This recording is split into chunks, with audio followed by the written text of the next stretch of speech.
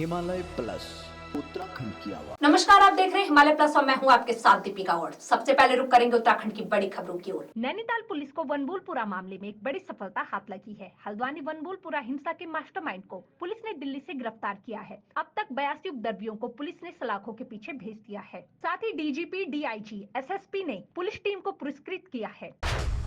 केंद्रीय पृथ्वी विज्ञान मंत्री किरेन रिजिजू ने शुक्रवार को उत्तराखंड के पौड़ी और कई अन्य पड़ोसी जिलों में मौसम की निगरानी के लिए यहां लगाए गए डॉपलर रडार का उद्घाटन किया। लैंसडॉन में डॉपलर रडार लग जाने से मौसम विभाग को उत्तराखंड के पहाड़ी क्षेत्र के कई जिलों में मौसम संबंधी सटीक जानकारी जुटाने में मदद मिलेगी।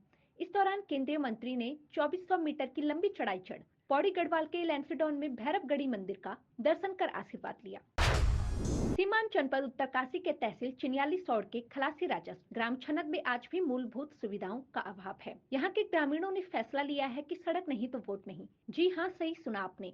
आपको बता दें कि खलासी में 137 परिवार और 1000 से ज्यादा की आबादी वाला ये गांव आजादी के 75 साल बाद भी सड़क जैसी बुनियादी सुविधाओं के अभाव से वंचित है। यहाँ के ग्रामीणों का कहना है कि शासन प्रशासन से कई बार गुहार लगाने के बाद भी सड़क नहीं बन पाई, जिस कारण यहाँ के बच्चों की पढ़ाई पर तो प्रभाव पड़ता ही है, साथ ही छंद में ना ही कोई रिश्ता लेने आता है और ना ही रिश्ते हो पाते हैं। यही नहीं बल्कि उन्होंने इस बार होने वाले लोकसभा चुनावों में चुनाव का बहिष्कार करने का मन बना लिया है। देखिए भाइयों, मैं हम सीमांत जनपद उत्तरकाशी की यमुनोत्री विधानसभा से बिलोंग करते हैं और हमारी कुछ मांगे सरकार से हैं जो कि आज आज़ादी के 75 साल हो गए हैं और हमारी मांगे को ना तो किसी प्रकार से शासन प्रशासन द्वारा अमल किया जा रहा है।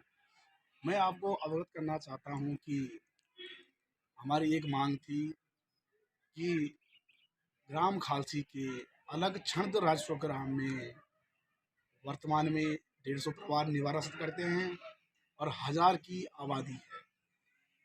देखिए, मैं आपके चैनलों के माध्यम से सरकार को सूचित करना चाहता हूं कि हमने क्षेत्रीय विधायक माननीय संजय डोभाल जी को भी अब बात अवगत करा रखी है और माननीय कैबिनेट मंत्री श्री सतपाल महाराज जी के संदर्भ में ये सड़क के प्रस्ताव दिए हैं और माननीय मुख्यमंत्री जी के सचिवालय में निजी कार्यालय में भी मैंने निजी सचिव को ये पत्र दिया है कि आज़ादी की 75 साल हो गए हैं मगर हम लोग रोड से वंचित हैं। हमारी यह मांग थी कि गढ़वाल गाड़ मोटर मार्ग से नरसिंह देवता प्रांगण में उसको मिला दिया जाए, जिससे कि तमाम जनमानसों की सुख सुविधाएं पूर्ण होगी। आपको अवगत करना चाहता हूँ कि दुर्गम क्षेत्रों में अभी तक भी जैसे रोड, पानी, बिजली, भौगोलिक परिस्थितियों से लोग गुजर रहे हैं और अगर इस बार हमारी सरकार या हमें इस प्रकार रोड की मांग या कोई अन्य भी मांग हमारे पूर्ण नहीं होगी, जिस प्रकार से हमारे एक अन्य प्रकरण भी शासन में चल रहा है वो हमारा एससीपी समाज कल्याण का है, तो उसमें भी हमने संपूर्ण कागज कार्रवाई के साथ छंद राजस्व ग्राम में बारात घर के लिए निर्माण कार्य के लिए एक प्रतिवेदन प्रस्ताव जिला समाज कल्याण महोदय से दिलाकर हल्द्वानी से प्रेस किया गया और वो ही प्रस्ताव शासन उत्तराखंड शासन सचिव समाज कल्याण को प्रस्तुत किया गया है। देखिए, आप लोगों में पुनः अवगत कराना चाहता हूँ और सरकार के संदर्भ में इस बात को रखना चाहता हूँ कि जो यह हमारी मांगे, एक बारात घर की मांग और एक रोड की मांग और पानी की मांग, यदि इस समय ये मांगे पूर्ण नहीं होगी तो जो अभी लोकसभा का चुनाव आने वाला है उसमें संपूर्ण तरीके से चुनाव का बहिष्कार किया जाएगा। यह 1000 की आबादी में जो छंद राजस्व ग्राम की आबादी है, यहाँ उन लोगों ने कहा, उन लोगों के विचार में है यदि हमारी मांग सुनवाई नहीं होगी, क्योंकि 75 साल से बावजूद भी आज तक ना तो सड़क है, ना पानी है, ना रोड है, कुछ भी नहीं है।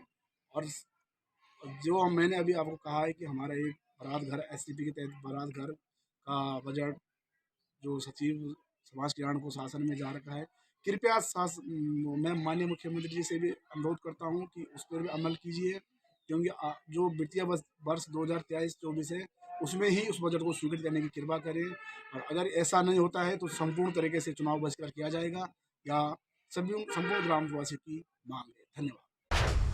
पुलिस महानिरीक्षक पीएम एवं प्रवक्ता पुलिस मुख्यालय ने एक प्रेस वार्ता कर बताया कि वनभूलपुरा में पुलिस द्वारा महिलाओं के साथ अभद्रता किए जाने वाले संबंधी सोशल मीडिया पर प्रसारित खबरों का हम पूर्ण तरीके से खंडन करते हैं। इस तरह की कोई घटना नहीं हुई। उत्तराखंड पुलिस मित्र पुलिस के अपने काम पर बहुत गर्व करती है। कर्तव्यों के निर्वहन के दौरान हम कानून का पालन करने वाले सभी नागरिकों, विशेषकर महिलाओं और बच्चों के साथ शिष्टाचार, स्नेह और सम्मान का व्यवहार करते हैं। महिलाओं के साथ किसी भी प्रकार के दुर्व्यवहार के प्रति उत्तराखंड पुलिस में सहिष्णुता है। कोई विश्वसनीय साक्ष्य है तो वह उन्हें वर्तमान में चल रही मैजिस्ट्रियल जांच के दौरान आयुक्त कुमाऊं या वरिष्ठ पुलिस अधिकारियों के समक्ष प्रस्तुत कर सकते हैं। हम उस पर विधि सम्मत और त्वरित कार्रवाई करेंगे। इसमें जो है कुछ संगठन के द्वारा या कुछ जो है इस तरह सोशल मीडिया पोस्ट में जो इस तरह बात उठी है कि पुलिस ने जो है यहाँ पर कुछ अभद्रता की है, जाति की है या कुछ महिलाओं से जो है बदतमीजी की है, तो इसमें जो है मैं पहले ही क्लियर कर देता हूँ कि उत्तराखंड पुलिस जो है महिलाओं के प्रति काफ़ी सम्मानजनक व्यवहार रहता है और ऐसा कोई भी इंसिडेंस पुलिस में नहीं होता है। यहाँ हम देवभूमि है, यहाँ मित्र पुलिस कई हम लोग बाहर से कई मेले और इस तरह से उत्तराखंड पुलिस के सिपाहियों को बहुत अनुभव है कि किस तरह से ये मामले डील किए जाए। तो ऐसी कोई वाकया जो है ऐसा पुलिस के सामने नहीं हुआ है और पुलिस ने इस तरह से कोई अभद्रता बदतमीजी नहीं किया। हाँ, यदि किसी के पास कोई एविडेंस हो तो इसमें एक मैजिस्ट्रियल जांच भी कुमाऊं कमिश्नर द्वारा की जा रही है, तो वो उनके पास भी दे सकते हैं। पुलिस के पास भी उच्च अधिकारी बैठे हुए हैं यहाँ पर, उनके उच्च अधिकारियों के पास आप एविडेंस दे सकते हैं। तो हम जो कानूनी प्रक्रिया के अलावा विभागीय कार्रवाई भी हम अपने सिपाहियों पे कर सकते हैं। अगर आपके पास कोई किसी के पास भी एविडेंस है, खुली जांच है, खुली जो इन्वेस्टिगेशन है, सब जो है सारा ट्रायल सबके सामने हो रहा है, तो इसमें ऐसा कोई बात नहीं है। तो अगर किसी के पास कोई ऐसा अभद्रता वाली कोई बात है तो वो सामने लाए।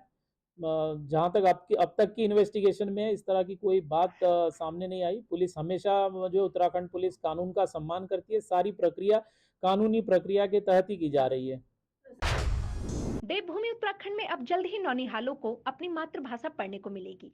बता दें कि भाषा संस्थान की तरफ से बच्चों के पाठ्यक्रम में गढ़वाली और कुमाऊनी भाषा को शामिल किए जाने की दिशा में काम किया जा रहा है। भाषा संस्थान की निदेशक स्वाति एस भदौरिया ने जानकारी देते हुए बताया कि एनसीईआरटी और भाषा संस्थान ने एक वर्कशॉप की थी, जिसमें स्कूली शिक्षा में गढ़वाली और कुमाऊनी भाषा को शामिल किए जाने के लिए कदम बढ़ाए जा रहे हैं। हाँ बिल्कुल, इसमें भी एससीईआरटी के साथ में अभी उन्होंने भी एक वर्कशॉप किया था। हमारे भाषा से भी उसमें लोग गए थे, तो उसमें वो पाठ्यक्रम भी डेवलप करने की अभी स्टेज चल रही है। तो जैसे ही वो पाठ्यक्रम जारी हो जाएगा तो स्कूल एजुकेशन डिपार्टमेंट के साथ मिलकर इस और भी कार्य किया जाएगा। तमाम खबरों में केवल इतना ही और बने रहिए हमारे साथ और देखते रहिए हिमालय प्लस उत्तराखंड की आवाज।